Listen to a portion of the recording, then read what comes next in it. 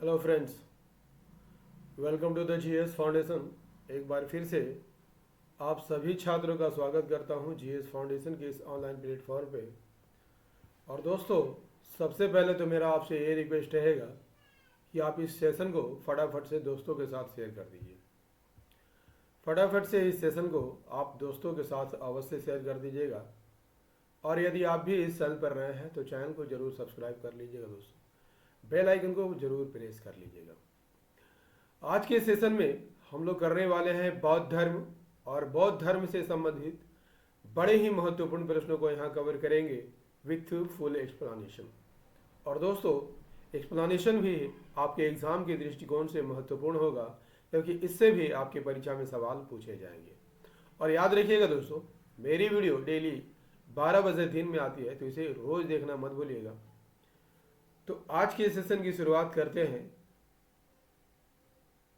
चलिए शुरुआत कर लेते हैं आज के सेशन की।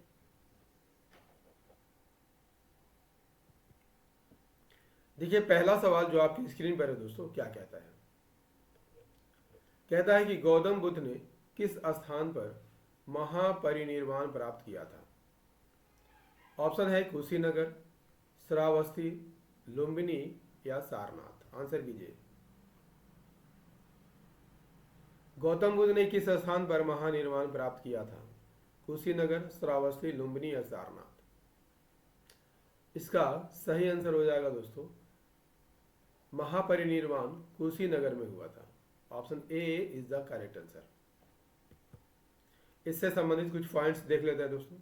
गौतम बुद्ध ने कुशीनगर, ठीक है, जो कि वर्तमान उत्तर प्रदेश में है, कुशीनगर में महानिर्वाण प्राप्त किया था। उत्तर प्रदेश के गोरखपुर जिले में स्थित है, ठीक है। 80 वर्ष की अवस्था में उन्होंने महानिर्वाण प्राप्त किया था, 483 ईसा पूर्व में, ठीक है। और इस घटना को क्या कहा जाता है, ये भी सवाल पूछा जाता है। महापरिनिर्वाण कहा जाता है। क्लियर?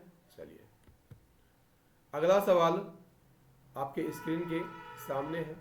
त्रिपिटक निम्नलिखित में किससे संबंधित है? जैनियों से, बौद्धों से, हिंदुओं से या सिखों से? आंसर कीजिए। त्रिपिटक किससे संबंधित है? तो त्रिपिटक बौद्ध से संबंधित है। ऑप्शन बी सही आंसर हो जाएगा। त्रिपिटक बौद्ध धर्म से जुड़ा हुआ है। यह बौद्ध धर्म का प्रमुख ग्रंथ है। त्रिपिटक का मतलब 3 टोकरियां होता है, और यह 3 भागों में बटा है: सूत पिटक, विनय पिटक और अभिधम पिटक। क्लियर? चलिए, नेक्स्ट है, बुद्ध ने सर्वाधिक प्रवचन कहाँ दिए थे? सर्वाधिक उपदेश कहाँ दिए थे? सर्वाधिक उपदेश कहाँ दिए थे? वैशाली में, श्रावस्ती में, कौशाम्बी में या राजगिरी में? आंसर कीजिए फटाफट। बुद्ध ने अपने सर्वाधिक उपदेश या प्रवचन कहाँ दिए थे? सही आंसर हो जाएगा, श्रावस्ती में दिए थे। भगवान गौतम बुद्ध ने अपने जीवन के ज्यादातर उपदेश कौशल देश की राजधानी श्रावस्ती में दिए थे, ठीक है। श्रावस्ती में ही बुद्ध के सबसे ज्यादा अनुयायी थे, और यहाँ पर 21 साल उन्होंने यहाँ पर बिताए थे। क्लियर? चलिए, नेक्स्ट है, बुद्ध के उपदेशों के अंतर्गत क्या है? 4 आर्य सत्य, मध्यम मार्ग, अष्टांगिक मार्ग, सभी। इसका सही आंसर हो जाएगा दोस्तों, ये सभी जो है बुद्ध के उपदेशों के अंतर्गत आता है। बुद्ध के उपदेशों में 4 आर्य सत्य और अष्टांगिक मार्ग शामिल है, ठीक है। 4 आर्य सत्य में दुख का सत्य, दुख के कारण का सत्य, दुख के अंत का सत्य और दुख के अंत की ओर ले जाने वाले मार्ग का सत्य बताया गया है। नेक्स्ट है, भगवान बुद्ध के पुत्र का नाम क्या था? गौतम, सिद्धार्थ, राहुल या कपिल वस्तु? कपिल वस्तु तो नाम नहीं हो सकता है दोस्तों, क्योंकि ये स्थान का नाम है, ठीक है। तो ये तो पुत्र का नाम नहीं हो सकता है। सही आंसर हो जाएगा Rahul. Option C is the correct answer. Gautam Buddha के पुत्र का नाम क्या है? राहुल है। राहुल के जन्म के दिन ही गौतम बुद्ध ने ज्ञान की खोज में महल छोड़ दिया था। जिस दिन राहुल का जन्म हुआ था उसी दिन ये घर से निकल गए थे। बहुत काफ़ी विडम्बना थी दोस्तों। गौतम बुद्ध द्वारा अपने धर्म में दीक्षित किया जाने वाला अंतिम व्यक्ति कौन था? आनंद, सारिपुत्र, मोगलायन या सुभद? इसका सही आंसर हो जाएगा ऑप्शन डी, सुभद। गौतम बुद्ध द्वारा अपने धर्म में दीक्षित किया जाने वाला अंतिम व्यक्ति कौन था? सुभद था। ठीक है।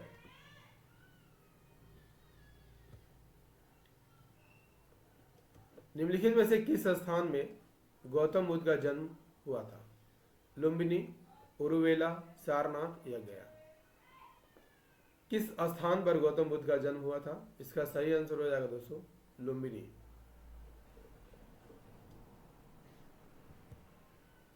गौतम बुद्ध का जन्म कहाँ हुआ था? नेपाल के कपिलवस्तु में हुआ था और लुम्बिनी में, और 563 ईसा पूर्व में हुआ था। पिता का नाम सुद्योधन था और माता का नाम महामाया था। इनके बचपन का नाम यदि आपसे पूछ लिया जाए क्या था?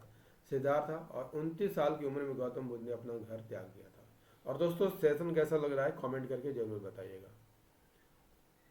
गौतम बुद्ध ने बिहार के बोध गया में एक पीपल के पेड़ के नीचे ज्ञान प्राप्त किया था। गौतम बुद्ध ने अपना पहला उपदेश उत्तर प्रदेश के वाराणसी के पास सारनाथ में दिया था और इसे क्या कहा जाता है दोस्तों? धर्म चक्र प्रवर्तन कहा जाता है। क्या कहा जाता है? धर्म चक्र प्रवर्तन कहा जाता है। गौतम बुद्ध के निधन उत्तर प्रदेश के कुशीनगर में 483 ईसा पूर्व में हो गया था। नेक्स्ट है, किस स्थान पर गौतम बुद्ध ने प्रथम प्रवचन दिया था? आंसर कीजिएगा। तो अभी बता चुका हूं दोस्तों, सारनाथ में दिया था और इसे धर्म चक्र प्रवर्तन भी कहा जाता है। गौतम बुद्ध ने अपना पहला उपदेश वाराणसी से 10 किलोमीटर पूर्वोत्तर में स्थित सारनाथ में दिया था और इस उपदेश को क्या कहा जाता है? धर्म चक्र प्रवर्तन। नेक्स्ट है, बौद्ध धर्म के महायान और हीनयान संप्रदायों में मौलिक अंतर क्या है? अहिंसा पर बल, जाति रहित समाज, मूर्ति पूजा, मध्यम मार्ग? आंसर कीजिएगा। इसका सही आंसर हो जाएगा मूर्ति पूजा। बौद्ध धर्म के महायान और हीनयान संप्रदायों के बीच सबसे बड़ा मौलिक अंतर देवी देवताओं की पूजा थी, मूर्ति पूजा थी। ठीक है। महायान बौद्ध धर्म में देवी देवताओं की पूजा की जाती थी, जबकि हीनयान बौद्ध धर्म में मूर्ति पूजा नहीं की जाती थी। क्लियर? चलिए नेक्स्ट है, निम्नलिखित में से किस नगर में बौद्ध सभा आयोजित की गई थी? आंसर कीजिएगा। नालंदा, गया, राजगिरी, बोध गया? तो सबसे पहले राजगिरी में आयोजित किया गया था। ठीक है। तो किस नगर में बौद्ध सभा आयोजित की गई थी? ऑप्शन सी सही आंसर हो जाएगा, राजगिरी। भगवान बुद्ध का महापरिनिर्वाण 483 ईसा पूर्व में हुआ था। ठीक है। कहां पर हुआ था? राजगिरी में हुआ था। और महापरिनिर्वाण के बाद पहली बौद्ध संगीति भी राजगिरी में हुआ था और अभी वर्तमान में राजगीर में आता है 483 ईसा पूर्व में। और इस संगीति के अध्यक्ष महाकश्यप थे और संरक्षक हरिवंश के राजा अजातशत्रु के संरक्षण में ये हुआ था। उद्देश्य क्या था? भगवान बुद्ध की शिक्षाओं को संरक्षित करना। और इस संगीति में आनंद ने सूत पीठ की रचना की थी। याद कर लीजिएगा, इंपॉर्टेंट रहेगा आपके एग्जाम के दृष्टिकोण से। नेक्स्ट है, बौद्ध धर्म के त्रिरत्न अवधारणा के अंतर्गत निम्न में से क्या सम्मिलित नहीं है? बुद्ध सम्मिलित है, धम्म सम्मिलित है, निर्वाण सम्मिलित नहीं है, संघ सम्मिलित है? ऑप्शन सी सही आंसर हो जाएगा, निर्वाण सम्मिलित नहीं है। बौद्ध धर्म के त्रिरत्न में निर्वाण शामिल नहीं है। त्रिरत्न में बुद्ध, धर्म, संघ शामिल है। त्रिरत्न की अवधारणा भगवान बुद्ध ने दी थी। भगवान बुद्ध का परिनिर्वाण किसके गणतंत्र में हुआ था? सही आंसर हो जाएगा मल्लों के गणतंत्र में। गौतम बुद्ध की मृत्यु उत्तर प्रदेश के देवरिया जिले के कुशीनगर में हुई थी। इस स्थान को कुशीनारा और कुशावती के नाम से भी जाना जाता है।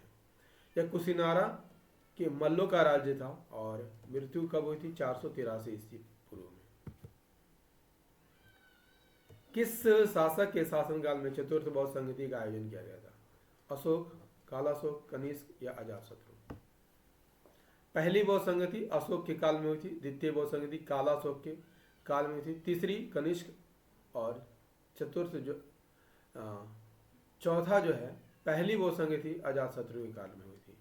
दूसरी बौद्ध संगीति काल अशोक के काल में हुई थी, और तीसरी बौद्ध संगीति अशोक के काल में हुई थी, और चौथी बौद्ध संगीति कनिष्क के काल में हुई थी। ऑप्शन सी सही आंसर हो जाएगा, कनिष्क के काल में। चतुर्थ बौद्ध संगीति कुषाण सम्राट कनिष्क के शासनकाल में हुई थी। कहाँ पर? कश्मीर के कुंडल वन में 1 ईस्वी में हुई थी। क्लियर है। अध्यक्षता किसने की थी? बौद्ध भिक्षु वसुमित्र ने की थी। उपाध्यक्ष अशोक घोष थे। और इस संगीति में याद कर लीजिएगा 500 बौद्ध भिक्षु इकट्ठा हुए थे। नेक्स्ट है इस सेशन का अंतिम प्रश्न है, स्तूप किससे संबंधित? महापरिनिर्वाण से, धर्म चक्र से, सांड से, धर्म चक्र परिवर्तन से।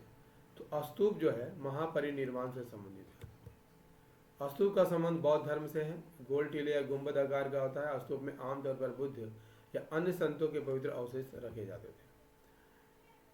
गौतम बुद्ध की माँ किस वंश से संबंधित थी? ये अंतिम प्रश्न होगा। ठीक है, तो कोल्य वंश से संबंधित थी।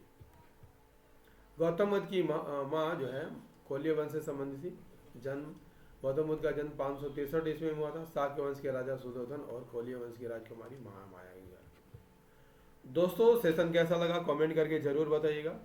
यदि सेशन पसंद आया हो तो एक लाइक अवश्य कर दीजिएगा। अपने दोस्तों के साथ इसे शेयर भी कीजिएगा। और यदि आप भी इस चैनल पर नए हैं तो चैनल को जरूर सब्सक्राइब कर लीजिएगा। बेल आइकन को प्रेस करना मत भूलिएगा। ठीक है, मिलते हैं अगले सेशन में। तब तक लिए जय हिंद, धन्यवाद।